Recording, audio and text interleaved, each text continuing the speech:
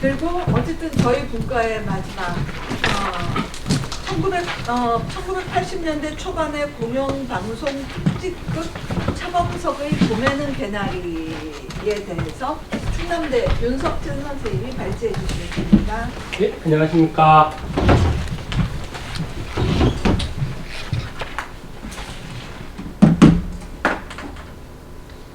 예, 안녕하십니까. 충남대 국문과 윤석진입니다. 예,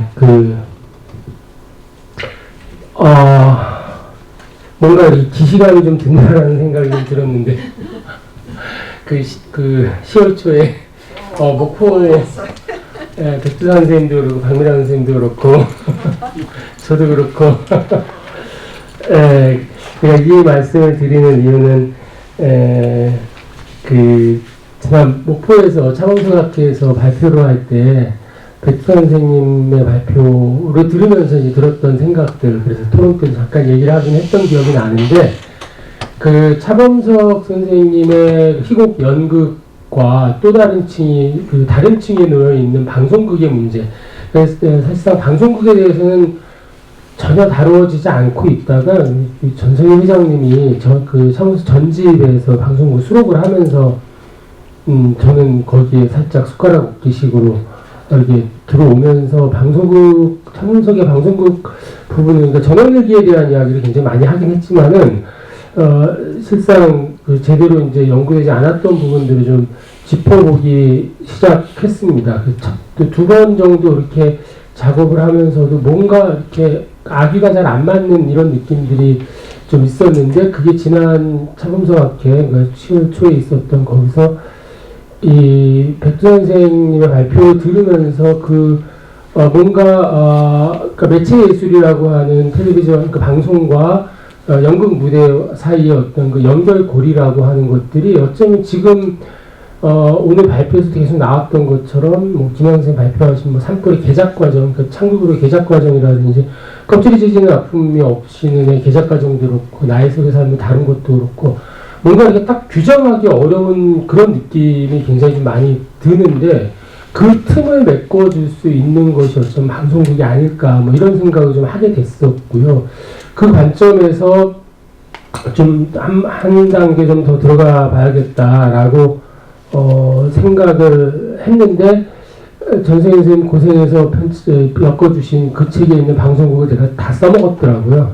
그래서 더 할 게 없어서 너무 고민하고, 일단 목포문학관 수장고에 있는 자료를 가서 보기는 봐야 되는데, 아무튼 개인적인 사정이 여러 가지가 어그러지면서 좀 고생을 좀 했었습니다. 근데 그럼에도 불구하고 일단은 가서 MBC 개국 특집으로 방송됐던 태양의 연인들과 오늘 발표를 보면은 개나리하고, 그리고 감격실에 이 방송 대본을 일단 자료를 확보를 하고 발표 준비를 하려고 쭉 살펴보는데 논점이 잡히지가 않아가지고 굉장히 좀 고생을 했었습니다. 예, 그렇게 고민을 좀 계속하면서 들었던 여러 가지 생각들이 좀 있었던 것이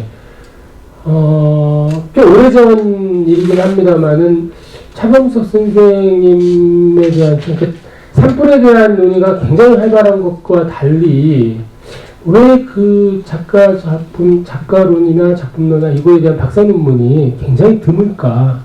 거의 사실상 김양 선생님이 사실상 첫 박사 논문이었을 것 같다 싶기도 하는데, 왜 그럴까라는 의문이 계속 있었는데 여전히 좀 해소되지 않는 그 부분이고, 예를 들면 영화감독으로서 이거 김기영 감독 역시 마찬가지거든요. 그러니까 한여라고 하는 그거는 굉장히 많이 얘기가 되는 작가론적인 관점에서 안 들어가더라고요.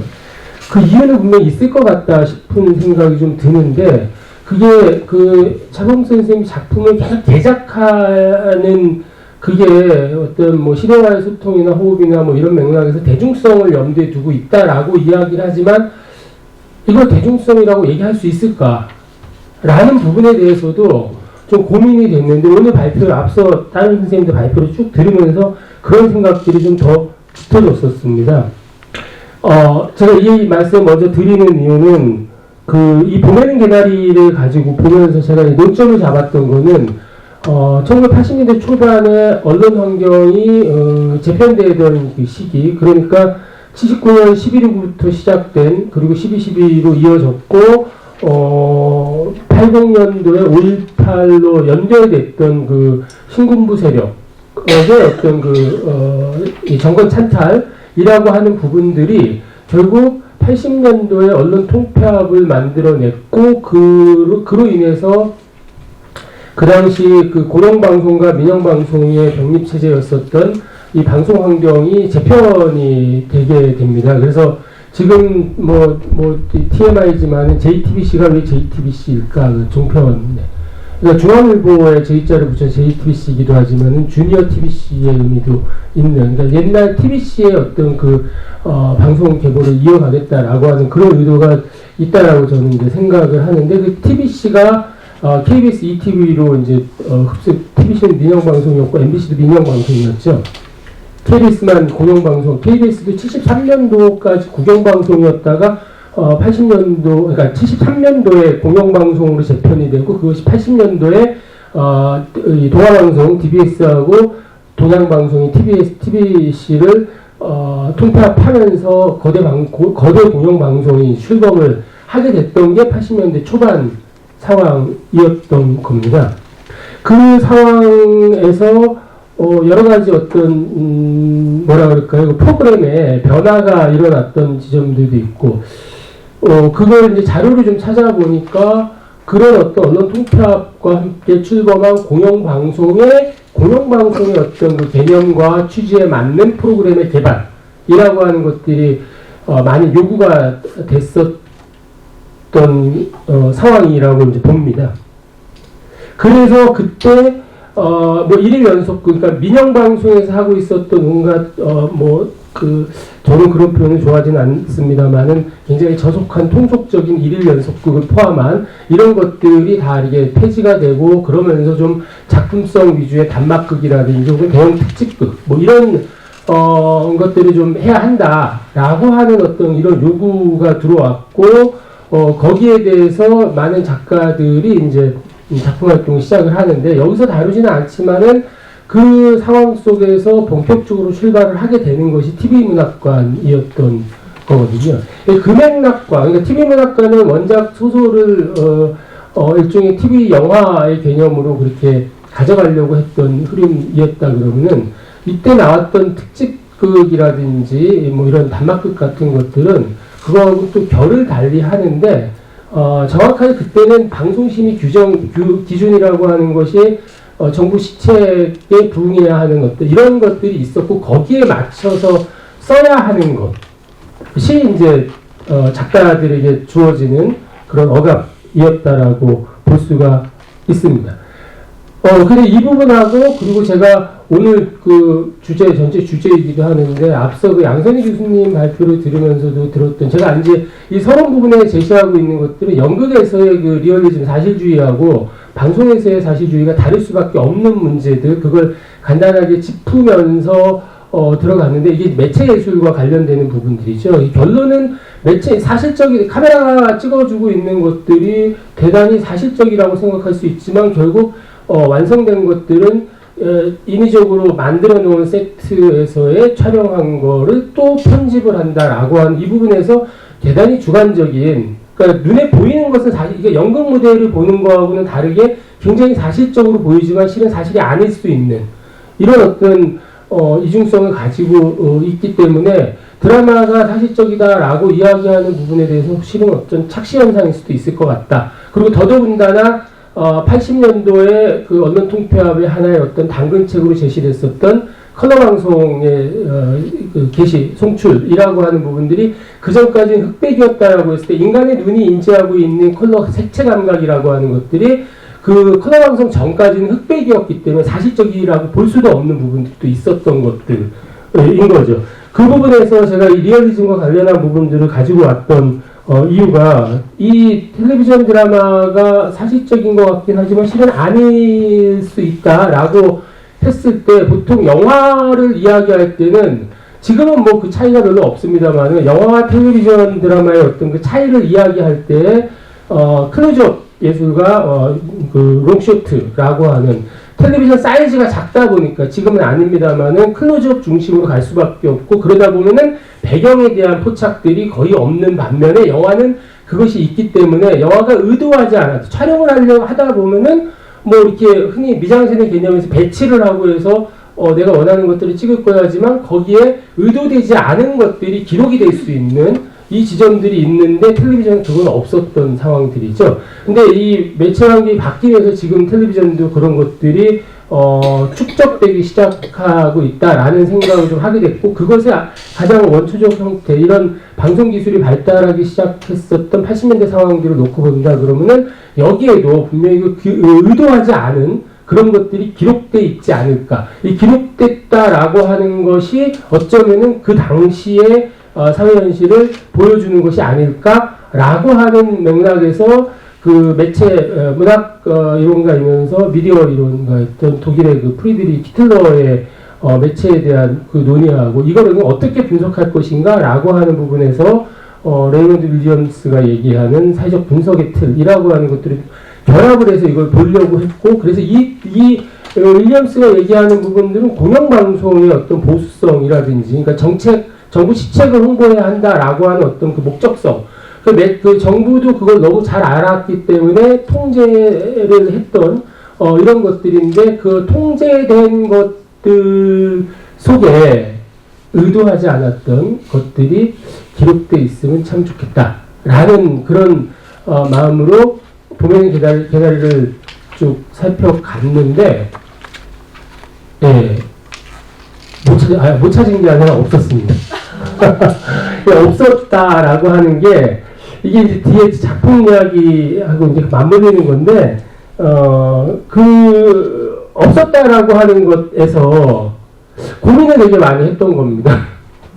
차범 선생이 이걸 씁니다. 제가 이 자료집에 보면은 2장에 제1공화국이 정부 시절 국정지표로 내세웠었던 정의사회 구현이라고 하는 저는 이제 어릴 때였기 때문에 이게 너무 귀에 못이 박혀있는 좋은 말들은 다 갖다 놨는데 실은 그 자체가 굉장히 블랙 코미디 같다라는 생각을 좀 합니다만은 그 내용을 좀 잡아놨고 이걸 보면은 사내는 개나리라고 하는 82년도 KBS 공영방송의 신년 특집극에서 발화 주장 이게 내세우려고 했던 그 메시지 작가의식이라고 하는 것들이 그대로 매칭이 되는 부분들이 있거든요. 그러면 이거는 의도하지 않았지만 또 다른 맥락에서는 그냥 홍보용 그 어떤 정부 정책을 홍보하는 그런 드라마 수단 도구가 됐던 것은 아닐까 이런 생각들을 좀 하게 됐습니다. 이 부분에서 앞서 나왔던 발표들에서의 희곡이나 연극, 희곡 작품에서 계속 어떤 현실에 대한 그 문제 제기와 함께 이걸 무대화했던 차범석 선생의 연극관, 문학관이라고 하는 것이 방송국에서는 통하지 않는 것 같다라는 생각이 들어요. 이게 이유가 뭘까라고 했을 때 방송이 가지고 있는 굉장히 보수적인 사회적 영향력이 굉장히 막강한 만큼 정부의 통제를 받을 수 없었고 지금은 물론 아니지만은 사실상 돌아갔죠, 다시. 근데, 어찌됐건, 많이 신군부 세력에 의해서 장악됐던, 어떤 언론 통폐합에 의해서 통제를 받고 있었던 이 상황을, 염두에 두고 본다 그러면은, 생각보다 이 차범 선생님이 굉장히 체제 수능적인 그런 작품을 썼던 것이 아닌가라는 생각을 다시 또 좀 하게 됐었습니다. 이게, 그 초창기, 그러니까 50년대부터 방송국을 집필을 하시긴 했어요. 잡지에 발표하신 것도 있고 이러긴 하는데 어떤 정부 정책이 강화가 되는 그 상황에서 물론 70년대 상황들 뭐 제작국회나 하고 관련되어 있는 부분 이런 것들을 연결해서 생각을 해보면 오늘 앞서 발표들을 들으면서 차범석 선생님이 제가 목포에서 싹트는 계절이라는 작품을 가지고 이렇게 좀 간단하게 말씀드렸던 것이 청소년 드라마의 하나 원형이 아닐까라는 얘기를 그때까지 하긴 했는데 거기는 뭐 그렇게 어떤 이런 홍보 개몽적인 이런 부분들은 없기 때문에 문제는 안 되는 그게 59년도 작품이기 때문에 그렇긴 하거든요. 근데 이후에는 차범 선생님에게 방송국이라는 건 노골적으로 표현을 해놓은 것도 있으세요? 그러니까 그 극단 살림을 운영하기 위한 돈을 벌기 위한 것, 생계를 유지하기 위한 것이라고 하는 그것에 뭐 전혀 이렇게 그 자체를 굉장히 충실하게 실천해 가셨던 것이 아닌가라는 생각을 좀 다시 한번 하게 됐습니다. 그래서 기록된 것을 찾지는 못했다라고 하는 것들이었는데 그래서 이제 발표문을 작업하는 것이 굉장히 좀 힘들기는 했습니다. 그러니까 보내는 개나리라는 작품은 사건은 간단합니다. 이게 제가 발표 준비를 발제문을 쓰면서 계속 이걸 어떻게 조리할까라고 생각을 했던 부분이 가족 드라마의 한 틀을 가지고 있는 거, 6남매가 등장을 하고, 그리고 이 6남매라고 하는 틀은 이것보다 앞서 작업을 하셨던 전원일기의 어떤 그 가족 구성이라고 하는 것과 크게 다르지는 않다라고 하는 생각을 좀 했고, 그리고 여기서 굉장히 중요한 주체적 인물로 등장을 하는 막내 아들의 경우는 전원일기에서 보면 용식이하고 굉장히 유사한 어떤 그런 역할을 가지고 있는 것도 확인을 할 수도 있거든요. 근데 일단 6남매가 등장을 해 그 중에 막내 딸은 혼외자식이라고 하는 점 하나가 있고, 그래서 이 부분들이 사실상 제가 이 발표 끝나고 기록된 것들, 작가 의도하지 않았지만 기록된 것들을 추리려고 할 때 생각하는 부분이 막내딸인데, 막내딸이 또 선천성 소아마비 장애가 좀 있어가지고, 그런데 결국 막내 아들과 함께 이 그 전통, 우리 고향을 지켜야 한다라고 하는 거를 같이 꾸려나가는 그런 인물로 설정이 되어 있다라고 하는 점. 그리고 장남, 정말, 소를 팔아서라도 공부시켜야 했던 그 당시에 그 어떤, 봉건적 가부장제 상황들이라고 하는 것들, 그리고 출가 외인들에 대한 문제들이라고 하는 건 그냥 그 당시에 정석 그대로 나오는 건데, 여기서 뽑을 수 있는 기록된 것들은 의도하지 않고, 기록한 것이 아니라 기록된 것들은 바로 그 장남이 가장의 역할은 안 한다라는 거죠. 그 장남이 자기 사업에 필요한 자금을 구하기 위해서 내가 믿을만한 소식통부터 들었는데, 이 우리 마을이 수모지구가 된다. 댐을 건설해서 수모지구가 된다. 그러니까 이게 정부 고시가 나오기 전에 빨리 팔고 떠나자. 안 그러면은 헐값에 이거를 넘겨야 된다. 라고 하는 고향에 와서 아버지에게 그 얘기를 하면서 사건이 발생을 하고, 아버지는 충격을 받으면서도 어떻게 고향을 5대째 내려오는 이 집과 전답을 팔고 가자고 얘기를 하느냐라고 하면서도, 그러면은 나는 우리 가족 모두를 불러서 가족의 의견을 듣고 결정하겠다. 이런 얘기를 하면서 설날에 가족들을 다 소집을 하고 이야기들을 다 듣는데, 이제 거기서 각각의 형제들이 가지고 있는 자기 이야기들. 왜 나는 나는 정말 이렇게 제대로 도움도 못 받고 이래가지고 막 이렇게 어렵고 힘들게 살고 있어요. 나 좀, 팔면은 나도 챙겨줘야 돼. 이러고 쭉 얘기를 하는 과정에 막내 아들이 헛소문일지도 모르는 이걸 듣고, 팔 수도 없다. 일단, 그 정보의 어떤 진위 여부를 판단해야 된다라고, 그걸 알고 난 다음에, 확실하게 그때 판단을 하겠다, 자기는. 이러면서 이제 그 막내 아들이 그 서울 그 정부청사에 가서 그 공무원들을 만나고 그 확인한 다음에, 거기서 나오는 게 이제 이 정의사회 구현에 필요한 거짓이라든지 노력하지 않는 자들의 어떤 이런 부분들, 한탕주의 같은 이 부분에 대한 이렇게 응징이라기보다도 어떤 경고성, 그 말들이 이제 이 막내 아들이 고위 공무원을 만나서 얘기를 할 때 어디서 그런 헛소리 듣고 그러느냐라고 하는, 야단만 맞고 왔다라고 하면서 우리 떠나지 않아도 돼요라고 하는, 그래 정말 다행이다, 이제 봄에 또 개나리 피고 모두 피고 이러겠지라고 하면서 이 드라마 끝나는 것이거든요. 이렇게 끝나는 부분 속에 결국 핵심적으로 추릴 수 있는 이 장에서 제가 제시해놓고 있는 이 공영방송에 관련돼 있는 이 부분, 이거는 충실하게 지금 기록을 하고 있거든요. 그리고 나머지 부분들은 제가 찾지를 못하겠는데, 이 부분이 그러니까 기계적인 어떤 글쓰기였을 수도 있겠다. 그러니까 이 작품을 통해서 작가의식이라고 하는 거는 1도 찾아낼 수가 없다. 오구과국의 정의사회 구현이라는 국정 지표를 성실하게 충실하게 드라마로 옮겼다라고 하는 이 고민, 이거를 지금 어떻게 평가를 할까라고 하는 그 고민은 해결을 못하고 있습니다. 그래서 그걸 풀어나가야 되는 건데, 오늘 앞에 발표들을 쭉 들으면서 들었던 생각들 중에 하나, 제가 기록된 것들을 좀 추려봤던 것이 아까 장남의 역할 문제라든지 혹은 그 결함 있는 존재들이 전통 뿌리를 지킨다라고 하는 어떤 이런 부분들이라든지, 그러니까 그날 이렇게 다른 기록하려고 하는 과정에서 같이 올 수밖에 없는, 끼어들 수밖에 없는 인물이나 혹은 사건이나 이런 것들이 기록된 것이라고 봤을 때, 이 균열 지점들이 그걸 일부 포착을 할 수는 있겠다라는 그런 생각을 좀 하게 됐습니다. 그래서 오늘 오늘 학술대회를 통해서 이 완성하지 못한 고민만 하다가 풀지 못했던 이 부분들을 좀 정리를 해볼 수 있겠구나라는 그런 생각을 하기는 했습니다만은, 문제는 차범석 선생님의 방송국을 연구를 한다면 이제 어떤 관점 어떻게 연구를 할까라고 하는,